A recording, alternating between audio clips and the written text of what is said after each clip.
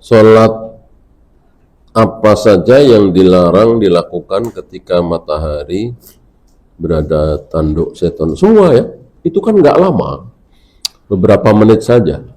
Mau tahiyatul masjid, mau qobliyah, mau sholat wudu, jangan ya.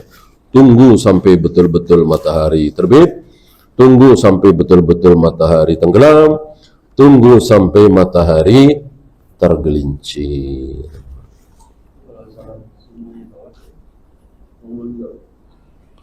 Iya, itu kan nggak lama ya, nggak lama. Tunggu sampai mendingan terbit sekalian, ya, karena sekali lagi itu tidak lama.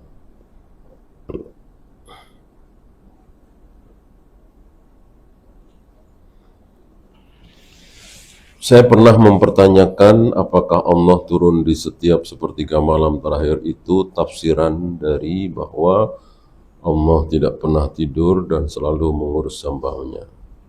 Bagian dari ayat kursi. Bolehkah? Tidak boleh. Tidak boleh. Nggak ada fawaidnya seperti itu. Bahwa Rasulullah tidak pernah tidur, tidak pernah ngantuk. Sudah ada ayatnya sendiri. Sudah ada ayatnya sendiri. Ya. Seandainya tidak ada dalil bahwa Allah turun ke langit dunia setiap sepertiga malam, tetap kita meyakini bahwa Allah tidak pernah tidur, tidak pernah ngantuk. Ada yang mengatakan Allah istiwa di atas arsy adalah terjemahan bahasa Indonesia, dan yang benar adalah menguasai. Katanya karena Allah ada tanpa tempat. Ini yang saya maksud merasa pintar itu ini, ya. Jadi dia merasa pintar, gitu. Jadi difahami, ditakwil, dibawa ke sana kemari sesuka-suka dia. Alangkah selamatnya, alangkah baiknya kalau diem saja. Udah ikuti apa adanya bahwa Allah betul-betul istiwa. Ya sudah, kalau tidak berani menafsirkan, menerjemahkan, ya silakan istiwa. Ya, saya kira istiwa diterjemahkan dengan bersemayam, jangan duduk ya, atau ada di, ya, ada di. Karena Allah itu memang satu dan ada di.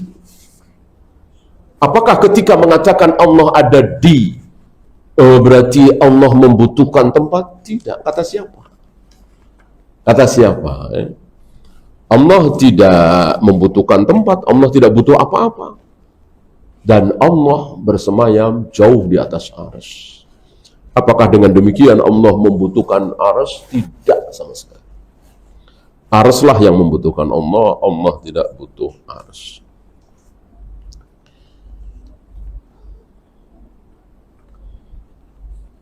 Jika bangun kesiangan untuk sholat subuh dan dalam waktu larangan, apakah tetap segera sholat? Tadi sudah dijawab ya.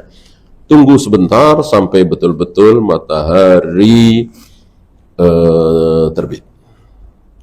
Kecuali masih lama terbitnya, boleh. Walaupun barangkali nanti ketika sedang sholat, matahari terbit.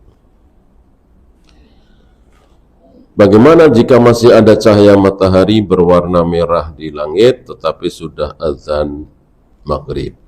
Apakah itu sudah bisa dibilang matahari benar-benar tenggelam? Iya. Apakah ketika matahari betul-betul tenggelam langsung gelap, gulita? Tidak kan? Masih ada bahasa Arabnya syafaq. Ada apa itu semburat merah, ya kan? Tidak langsung gelap gulita kan? Padahal matahari sudah betul-betul tenggelam. Itu sudah malam. Walaupun belum gelap. Yang di awal hadis tadi, kenapa silaturahim diletakkan nomor pertama daripada berbuat syirik, tidak berbuat syirik? Saya kira udah kita bahas tadi ya. Apa jawabannya? Iya. Wa itu, dan itu, ataf itu tidak harus berurutan. Tidak harus yang paling penting harus di awal, tidak. Antum bisa lihat di Al-Quran bagaimana disebutkan Ishak, Yakub, Ibrahim. Ya. Padahal urutan keutamaannya kan tidak seperti itu. Bahkan urutan waktunya juga tidak seperti itu. Ini semakin membuktikan kepada kita bahwa ataf wa dan dalam kaidah Al-Quran dan Sunnah tidak harus berurutan. Apa benar berwudu boleh hanya sekali-sekali, misal berkumur sekali? Iya, bisa sekali, bisa 2 kali, bisa 3 kali. Yang tercela 4 kali, 5 kali, berlebihan. Ya, tidak bisa dengan kaidah 4 lebih bagus, 5 lebih bagus, lebih utama, tidak. Orang tua meninggal saat berpuasa di bulan Ramadan. Apakah anak wajib mengqodoknya? Sedang berpuasa? Ya tentu tidak kan, karena puasa. Kecuali di bulan Ramadan tidak berpuasa karena sesuatu. Gitu ya. Berarti kan tidak ada kewajiban apa-apa orang sedang berpuasa meninggal. Ya. Maksud sabda Nabi, man mata wa alaihi siyam soma anhu waliyuhu. Barang siapa yang meninggal dalam keadaan masih wajib puasa atau hutang puasa, maka yang mempuasakan adalah anaknya. Itu betul-betul punya kewajiban puasa. Misalnya, saya tidak puasa 3 hari karena sakit atau apa. Belum saya qadha, saya sudah meninggal. Tentu dipuasakan oleh anak saya.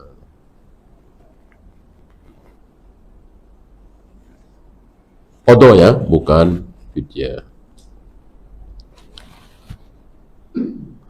Apakah boleh jika seseorang mengundang makan hanya dalam rangka mensyukuri nikmat? Ya boleh. Boleh ya. Boleh saja. Justru yang sering dilakukan oleh Rasul dan para sahabat, mengundang makan itu tidak disangkutkan dengan sesuatu. Justru kita yang seringkali mengundang makan itu disangkutkan dengan sesuatu. Ya. Berangkat haji, pulang haji, apalagi anak lulus ujian, dan seterusnya dan seterusnya.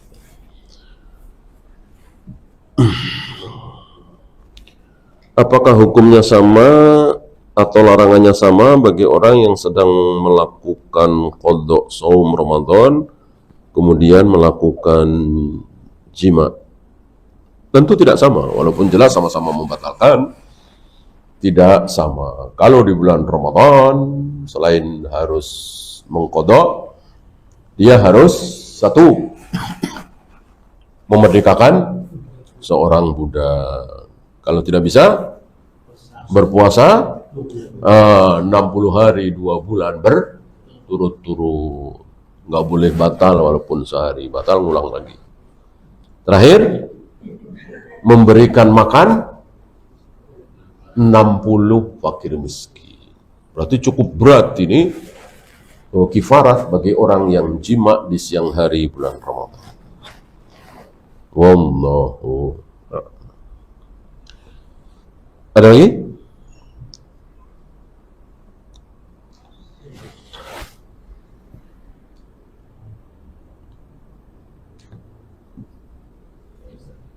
Kalau ibadah yang lain selain sholat, apakah boleh di 3 waktu itu? Iya, larangannya cuma sholat. Baca Al-Quran nggak ada larangan. Sedekah tidak ada larangan. Tawaf nggak ada larangan. Sa'i nggak ada larangan. Larangan cuma sholat.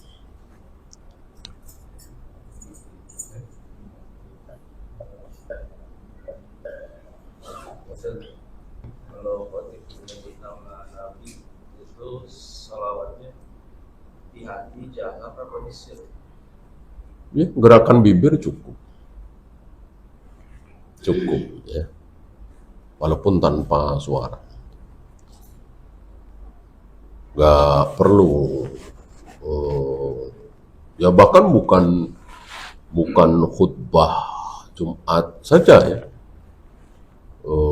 Ceramah biasa atau apa, ada orang menyebut nama Rasulullah, kita mengucapkan salawat dengan tanpa terdengar, nggak masalah. Tidak perlu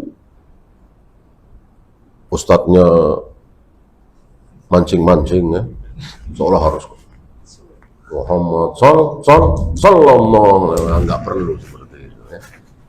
Udah masing-masing dengan urusan masing-masing ya.